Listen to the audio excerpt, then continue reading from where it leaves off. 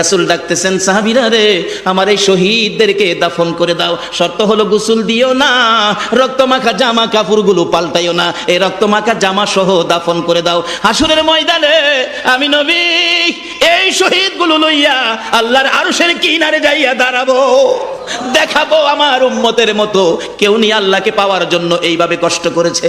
এবার দাফনের কাজ শুরু হলে কিতাব লেখে 69 জনের দাফন শেষ। 70-এর মাথায় আসওয়াদ দূরে পড়ে আছে। আমার নবী 2 কদম সামনে গিয়ে দেখে আসওয়াদ নতুন তরবারি হাতে চিত হয়ে পড়ে আছে, শহীদ হয়ে গেছে। আমার নবী ডাকে, রে আসওয়াদ, মদিনার হুর বিয়ে করতে পাঠাইছিলাম, মদিনার হুর বিয়ে করলি না, যুদ্ধের ময়দানে জীবন দিয়ে বিদায় হলে।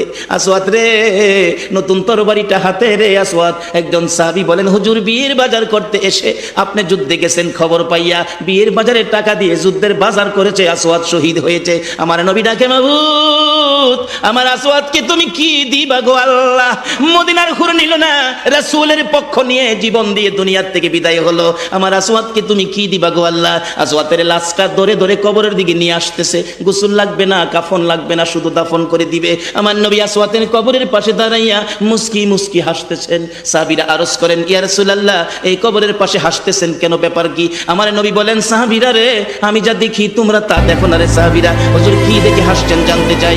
রে সাহাবীরা, আমার আসওয়াদ মদিনার হুর বিয়ে করতে যাইয়া যুদ্ধের খবর শুনে বিয়ের বাজারের টাকা দিয়ে যুদ্ধের বাজার করে জীবন দিয়ে কবরে রওনা হয়েছে।